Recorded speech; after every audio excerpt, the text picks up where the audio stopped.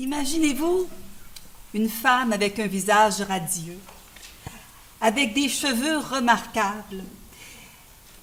Et messieurs, une femme avec une poitrine à vous faire rêver, avec des hanches extraordinaires. Mais en dessous des hanches, il n'y a pas de ventre rond.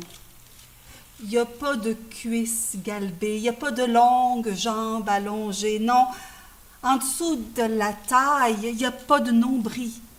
Il n'y a pas de corps de femme, mais un long corps de serpent. Telle était et telle est toujours la Chamirane, la reine des serpents.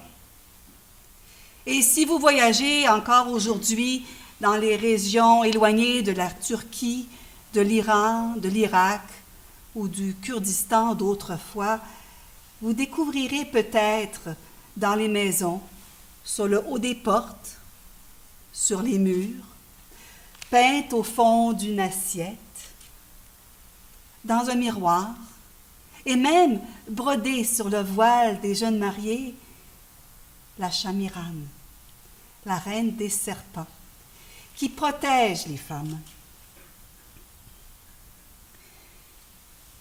La Chamirane existe depuis la nuit des temps et elle est porteuse de la sagesse universelle.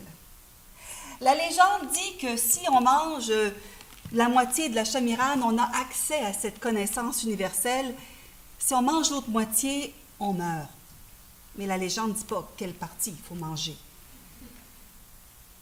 La Chamirane, elle existe aussi dans la bouche des conteurs, car son histoire, elle n'est pas écrite.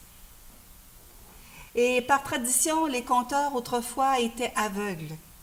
Ils ne savaient pas non plus ni lire et écrire, car les histoires qui ne sont pas écrites ne peuvent pas être interdites, ne peuvent pas être volées et ne peuvent pas être détruites.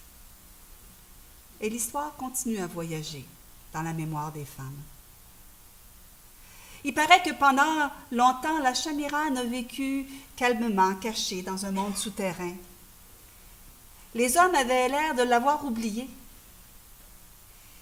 Quand un jour, un jeune homme se promenait dans la campagne, un jeune homme plein de vie, gourmand, avec le désir de vivre, il aperçut un arbre à miel. Il était jeune, il a grimpé dans l'arbre. L'odeur du miel était forte, était sucrée. Il s'est penché au cœur du tronc de l'arbre et il a aperçu un nid d'abeilles. Il a aperçu un rucher rempli de miel doré. Il a plongé sa main